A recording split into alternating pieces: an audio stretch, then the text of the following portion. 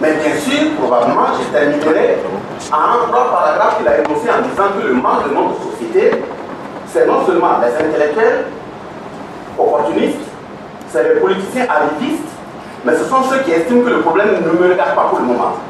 Donc il faut qu'on dépasse ce genre de situation. Vous avez organisé des moments où des institutions doivent venir se défendre, qu'elles aient le courage de venir prendre leurs responsabilités. Comme quelqu'un le dit, lui il n'aime pas la bagarre, mais quand il y a la bagarre, il n'aime que ça. Donc, de ce point de vue, l'organisation syndicale, ce n'est pas par hasard que nous sommes dans cette salle. Peut-être que je prends la parole au nom de la CGTB. Certes, je porte la casquette d'enseignant, mais il faut retenir que l'organisation syndicale en elle-même est une institution d'éducation à tous les échelons. Malheureusement, quand les gens ne sont pas bien informés, ils croient que l'organisation syndicale, son rôle se résume rien qu'à grever, à aller en grève. Ça aussi, c'est de l'ignorance. Voilà pourquoi nous donnons les moyens, là où nous sommes sollicités, un temps soit peu, d'aller donner de la voix et dire exactement quelles sont nos fonctions. L'organisation syndicale, sa première fonction, c'est d'éduquer, c'est de sensibiliser, c'est de former ses militants. La deuxième fonction, c'est la normation. Avoir un minimum, de regarder l'ensemble des textes qui sont émis par l'Assemblée nationale, et si ça doit plonger les populations dans des travers, réagir. La troisième fonction, c'est la représentation. Et la quatrième et dernière fonction, c'est la revendication. Et quand on est dans une démocratie où des gens se respectent, où les institutions ne sont pas dirigées par des délinquants, il n'y aura même pas de grève. C'est la parole de notre capitaine. Il y a des préoccupations qui sont transmises, elles sont analysées. S'il y a des engagements qui sont pris, conformément à notre éducation qui est que la parole donnée est sacrée, si ça a appliqué, il n'y a pas de raison qu'il y ait des crises. Et si ce là je dis, félicitations à la coordination nationale des syndicats de l'éducation. En tout cas, nous réitérons à leur endroit qu'en termes de soutien, si à un moment donné, vous vous retournez et vous regardez que derrière vous, il n'y a qu'une seule entité qui vous soutient, dans ce que vous venez d'engager, ça sera en tout cas le collectif syndical CGTB. Et nous n'allons pas désigner sur nos moyens et les énergies pour vous accompagner dans ce sens. Donc, c'est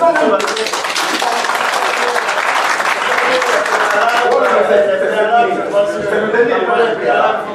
Voilà, tout à fait, c'est le dernier élément du préalable. C'est pour dire que ce que les enseignants ont engagé, en principe, dans une société qui a une vision, qui a une orientation, qui a un avenir, ce n'est même pas des revendications des enseignants. Ça doit être des revendications des parents d'élèves et un État qui se veut responsable.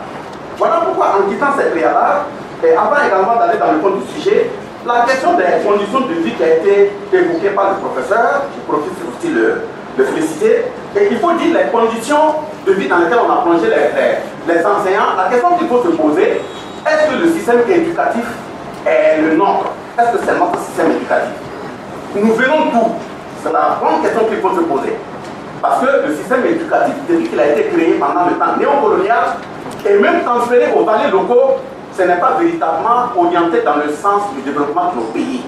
Ce n'est pas véritablement dans le sens de nous libérer. Dans le temps, les objectifs ont été clairement déclinés, je vais lire des paragraphes, qui indiquent que le rôle de l'école, c'était de trouver au sein des populations des interprètes afin que le colon puisse se déplacer d'un village à un autre. Et le deuxième élément, c'était pour trouver des interprètes dans le sens de leur indiquer où se trouve tel champ de coton, où se trouve tel forage minier, ainsi de suite. Donc l'objectif n'était pas véritablement de nous donner des armes afin qu'on puisse se développer.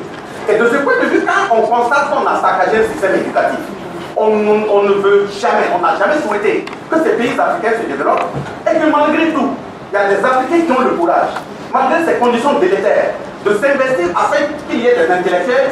Qu'est-ce qu'il faut faire? Il faut frapper sur le pilier central. D'où la destruction des conditions de vie. Parce que Basé Bassolement qui se lève au tableau pour donner un message à un élève. Et l'élève qui est assis regarde Basé Bassolement au tableau avec le pantalon à l'arrière doublement rafistolé pour lui faire un message. Donc on nous a mis dans ces conditions pour que le message ne puisse pas correctement passer de celui qui fait apprendre et de l'apprenant. Donc c'est une orientation idéologique, c'est pas superficiel. Voilà pourquoi nous disons pour avoir une école qui pourrait être orientée pour notre développement, pour notre libération, il faut d'abord une révolution et faire en sorte à ce que notre indépendance politique, économique, sociale, culturelle soit une réalité. Sinon, ce que nous sommes en train de faire sur ce système éducatif, c'est du copier-coller et aujourd'hui nous avons un monstre entre les mains. Tellement on a cousu de par les fesses, de par la tête, de par les pieds, avec la complicité d'intellectuels arrivistes. Aujourd'hui, on ne peut pas produire des hommes capables de faire avancer nos pays. Et c'est ça qu'il faut reconnaître d'abord. Nous le disons pourquoi? Parce que quand nous prenons...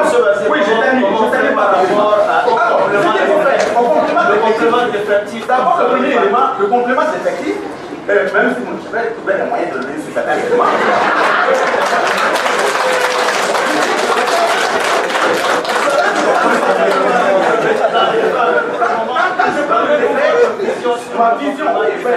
Ma vision d'abord, quand je prends le décret qui a été évoqué par William Zongo, moi je catégorise les préoccupations liées aux questions d'affectation à 3 niveaux.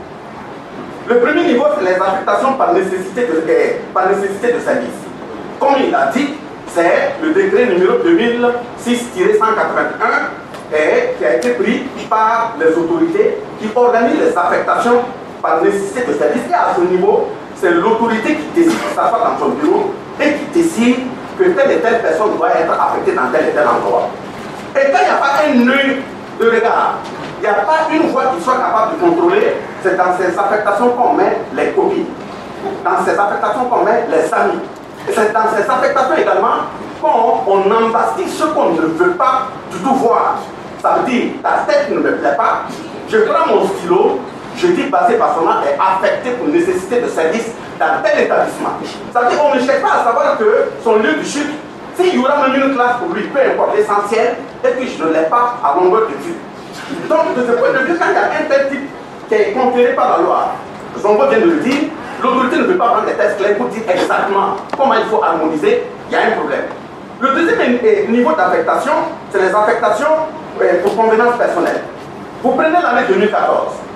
La convenance personnelle également, c'est le décret qui le dit, et c'est précisément au niveau de l'article 4. Et l'article 11 donne les critères d'affectation pour convenance personnelle. Et au niveau de ces critères qui sont définis, la commission prend part, le ministère prend part, et on regarde votre ancienneté, on regarde si vous êtes marié, on regarde si, comment dirais-je, combien d'enfants scolarisés vous avez, ainsi de suite, c'est transparent. Mais vous imaginez cette commission s'est réunie en août 2014. Ils ont regardé les affectations pour convenance personnelle où l'autorité s'est permis de dire qu'il n'y a pas de... c'est pas la peine d'accorder une demande parce qu'il y en a pas. Donc, zéro affectation au centre. Brutalement, d'août à octobre, en octobre, on se retrouve avec 400 affectés à Ouagadougou. Les mêmes autorités qui avaient dit qu'il n'y avait pas de besoin. Comment vous pouvez comprendre ça? Voilà pourquoi il a dit qu'il n'appartient pas, l'organisation syndicale n'intervient pas dans l'affectation des agents. Donc, il y a un décret qui légifère, en tout cas qui donne les conditions dans lesquelles quelqu'un doit être affecté, mais là où il y a les excès d'effectifs, ainsi de suite, ça, c'est le comportement de l'autorité. Et le troisième élément, c'est la loi qui a été votée, très rapidement, c'est la loi qui a été votée par... Oui, je vous comprends parfaitement. C'est la loi qui a été votée par l'Assemblée nationale, la loi 013, et dans cette loi 013, l'Assemblée nationale, sous la conduite du gouvernement, a dit au point 14 que la réforme du système éducatif en vue devait permettre d'améliorer les résultats. Et les moyens qui devaient être mis en œuvre, c'est de passer d'un enseignant à 2 à 3 enseignants par classe. Ça, c'est l'autorité qui l'a dit dans une loi. Et pour terminer, le dernier élément, mais quand même on dit qu'il y a beaucoup d'enseignants en classe, en se référant aux mêmes lois, la question qu'il faut se poser, les pays auxquels on se réfère, quand vous prenez la France, le maximum d'effectifs par classe, c'est 25 élèves. Macron vient de faire un discours où il prend l'engagement de les ramener à 24 élèves. Les pays au niveau desquels on s'en va chercher les financements, les États-Unis et ainsi de suite, qui sont tous au niveau de l'Organisation pour la coopération et le développement économique, l'OCDE, dans leur système-là, ils prévoient 15 élèves par classe. Parce que pour être efficace, un bon enseignant doit être capable de regarder et connaître tous ses élèves par nom. Mais quand vous êtes dans une classe où il y a 120 élèves, 120 élèves divisés par 25, il y a combien d'enseignants qui y sont? Vous devez y être. Donc, de ce point de vue, il ne faut pas regarder la présence mécanique d'enseignants dans une classe. Il faut regarder également ce que le gouvernement devait faire. Si le gouvernement avait construit des classes, si le gouvernement avait fait des bâtiments où on arrivait à faire des effectifs, même la loi qui a été prise en disant qu'il faut au maximum 70 élèves au premier cycle et 60 élèves au second cycle. Donc aujourd'hui ce n'est pas respecté, nous avons des effectifs de 120, 150, 200. Et pour conclure, je dis et je le répète, si nous voulons un système éducatif efficace, il faut que le peuple se mobilise. Il faut que le peuple s'unifie, il faut que le peuple s'organise et faire en sorte que le système qui nous maintient dans ce larguinisme, dans ce noir, dans l'obscurantisme, on puisse le renverser et puis mettre en place un système à visage humain qui puisse véritablement savoir quel type de système éducatif il faut pour notre développement, pour notre libération et pour notre, en tout cas, avancée vers l'épanouissement. Merci.